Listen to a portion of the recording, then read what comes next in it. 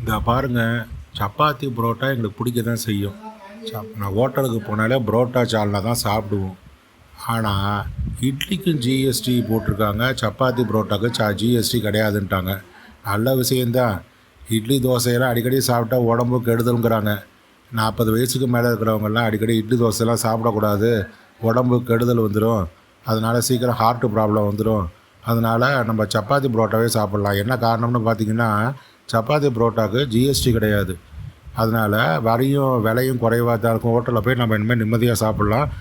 வீட்டில் யாராவது இட்லி தோசை கேட்டாங்கன்னா இனிமேல் வாங்கி கொடுக்க வேணாம். ஏன்னா அதுக்கு ஜிஎஸ்டி உண்டு.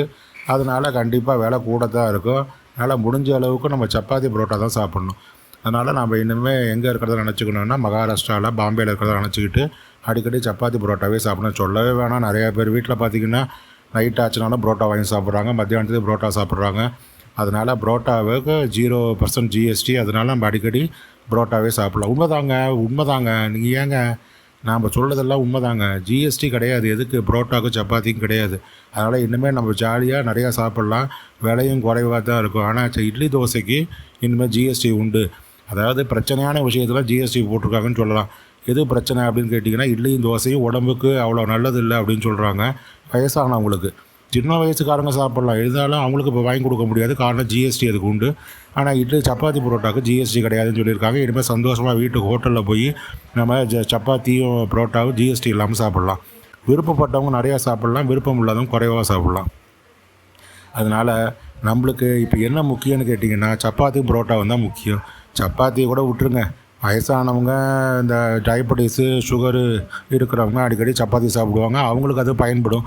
அதே சமயத்தில் இந்த சின்னவங்கலாம் பார்த்திங்கன்னா அடிக்கடி புரோட்டா தான் சாப்பிடுவாங்க. ஹோட்டலுக்கு போனாலே நாங்களாமே பார்த்தீங்கன்னா சின்ன வயசில் காலேஜில் போகும்போது, ரொம்ப சின்ன வயசு இல்லைங்க, இப்போ தாங்க ரீசெண்டாக ஒரு 10-15 வருஷத்துக்கு முன்னால் அடிக்கடி பார்த்திங்கன்னா ஹோட்டலுக்கு போனாலே புரோட்டா தான் சாப்பிடுவோம். புரோட்டாவும் குருமாவும் சாப்பிடாத ஆளே இல்லைன்னு சொல்லலாம். ஏன்னா அது என்னமோ ஒரு பிச்சு போட்ட மாதிரி ஒரு நல்லா இருக்கும், டேஸ்ட்டாக இருக்கும். அதை சாப்பிட்றதுக்கு ஒரு இன்ட்ரெஸ்ட்டாக இருக்கும். காலேஜில் படிக்கும்போது மத்தியானம் தினம் இதுக்காகவே 10 ரூபா 15 ரூபா எடுத்துகிட்டு போய் 2 புரோட்டா வாங்கி சாப்பிட்ருவோம். அப்போல்லாம் கொஞ்சம் சீப்பு தாங்க. ஒரு புரோட்டா 5 ரூபா, 2 புரோட்டா 10 ரூபா கிடைக்கும். அதனால் தினமும் புரோட்டா சாப்பிட்றதுங்க. ஹோட்டலாக தேடி புரோட்டா சாப்பிட்ருக்கோம். அதனால் இந்த புரோட்டா பார்த்திங்கன்னா அது ஏன்னா உடனே சுகர் வந்துடும், அது இதுன்னு நாங்கள் சின்ன வயசில் நிறையா சாப்பிட்ருக்கோம். அப்போல்லாம் ஒன்றும் வரல. இப்போ தான் என்னமோ அதை கேட்டாலே சுகருங்கிறாங்க. அது என்னமோ இப்போ தாங்க அந்த பேர் சுகர் கட்டி வச்சுருக்காங்க. முன்னெல்லாம் சுகர்லாம் கட்ட மாட்டாங்க. இப்போவும் பார்த்திங்கன்னா நிறைய பேர் அதெல்லாம் சாப்பிட்டுட்டு தான் இருக்காங்க. பகலில் சாப்பிட்றாங்க, நைட்டில் சாப்பிட்றாங்க.